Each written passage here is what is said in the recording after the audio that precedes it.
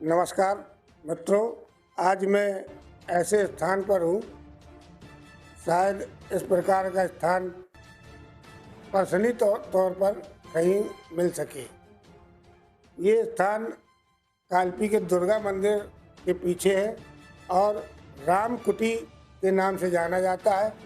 और यहाँ पर इस आश्रम को विधिवत रूप संचालित कर रहे हैं शशिकांत सिंह चौहान, जिनको हम लोग प्यार से कल्लू भैया कहते हैं और लोग बाग कल्लू ठाकुर के नाम से जानते हैं। वैसे इनकी छवि तो समाज में बहुत सम्मानित रूप से देखी जाती है और जो दुश्मन होते हैं उनको वैसी ही छवि दिखाई देती है। जैसे कि रामायण में लिखा है, जब भगवान राम जो है रंगभूमि में है तो जाती रही भावना जैसी, प्रभु मूरत देखी तिन तैसी।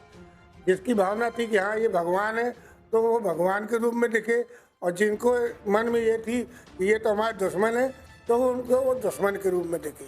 उसी प्रकार कल्लू भैया की छवि है। अगर आप इनके लिए अगर आपके दिल में है कि नहीं कल्लू भैया सही है तो वो सही है, अगर वो तुम्हें दुश्मन की नज़र देख रहे हैं तो उसमें भी कम नहीं। इनके यहाँ बड़ा पूजा पाठ, आप भगवान ने बड़ा परिवर्तन किया है। कुछ ही समय हम परिवर्तन देख रहे हैं, बचपन से मैं भी जानता हूँ।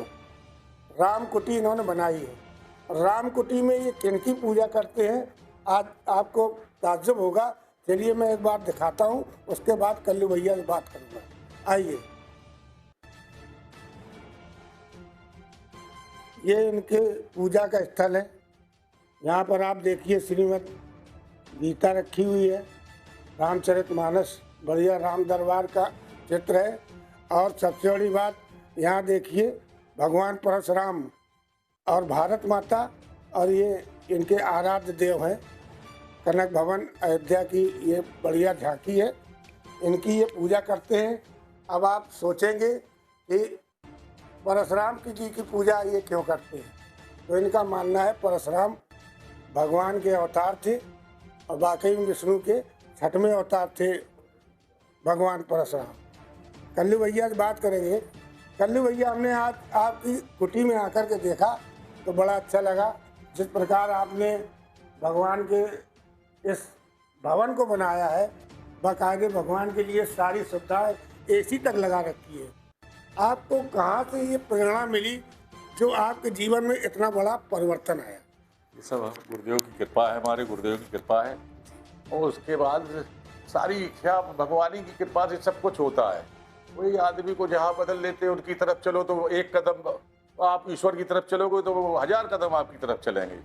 तो हमने भगवान परशुराम और भगवान सीताराम भगवान इनका सब लगा के, और जैसे ही इनकी पूजा शुरू की इन्होंने अपनी तरफ खींचना चालू किया।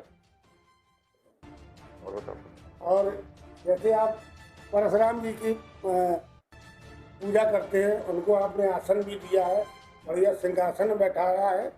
तो जैसे एक लोग बाग ब्राह्मण सभा बनाए और परशुराम को अपना प्रतीक मानते हैं, इस पर आपके क्या विचार? भगवान है, कोई जात विशेष की कोई पूंजी थोड़ी है, उनको कोई भी मान सकता है।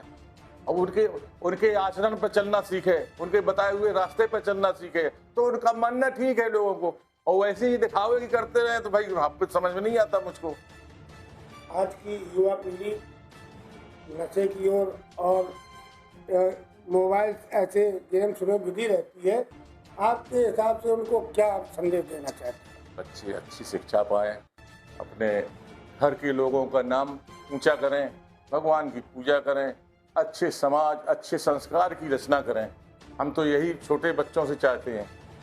आगे आने वाले समय में कुछ करके दिखाएं, अपने नगर अपने देश का नाम ऊंचा करें। बहुत बहुत धन्यवाद, आपने हमको समय दिया, आपने हमसे बात की, आपके विचार भी बहुत अच्छे लगे।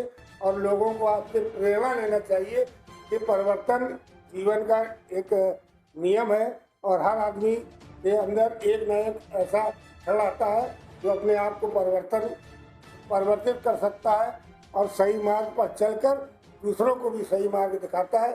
शशिकांत सिंह जी, आपको बहुत बहुत धन्यवाद, आपने हमको समय दिया। बहुत बहुत आपको भी धन्यवाद मनोज जी। लाइव न्यूज़ 92, मैं हूँ मनोज पांडे।